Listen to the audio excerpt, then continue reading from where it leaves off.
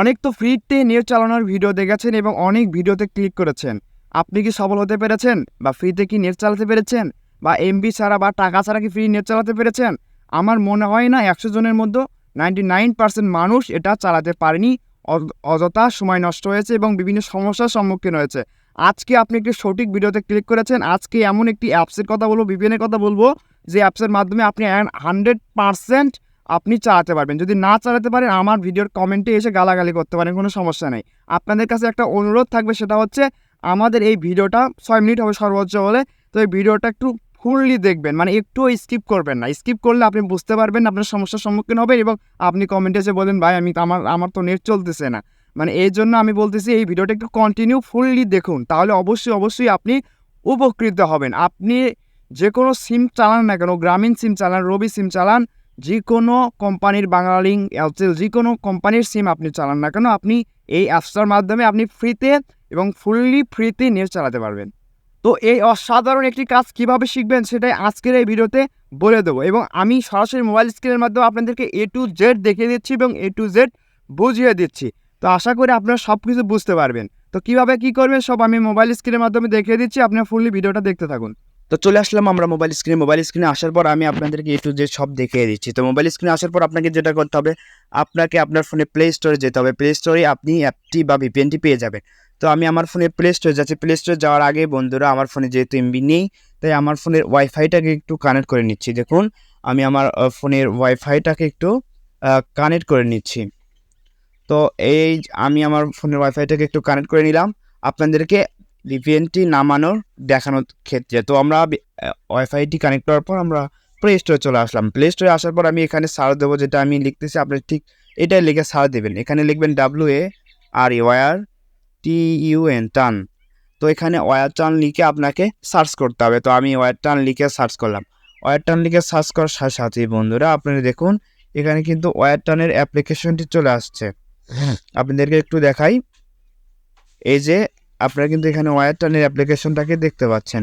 এই যে ওয়্যার টান অ্যাপ্লিকেশনটাকে দেখতে পাচ্ছেন। যেহেতু আমার এটা ইনস্টল করা আছে, তাই আমি এটাকে ওপেন করব। তো বন্ধুরা, তো আমার ফোনে যেহেতু ওয়্যার টান অ্যাপ্লিকেশনটি আছে, তো এখানে দেখুন আমার ফোনে কিন্তু ওয়্যার টান অ্যাপ্লিকেশনটি এখানে আছে।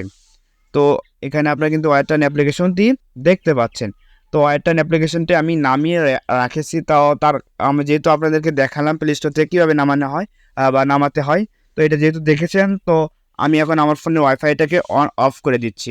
তো দেখুন, আমি আমার ফোনের ওয়াইফাইটাকে অফ করে দিলাম। তো এর জন্য কিন্তু আপনার ফোনের ডাটা কানেকশন দেওয়ার প্রয়োজন হবে। আপনার ফোনের সিমে এমবি থাকা লাগবে না, কোনো কিছু থাকা লাগবে না। যে কোনো সিম, রবি, এয়ারটেল, গ্রামীণ, যে কোনো সিম হোক না কেন, ডাটা কানেকশনের প্রয়োজন হবে।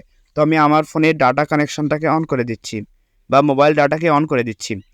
তো আমার দেখুন, আমার ফোনের কিন্তু আমি মোবাইল ডাটা অপশনটাকে অন করে দিলাম।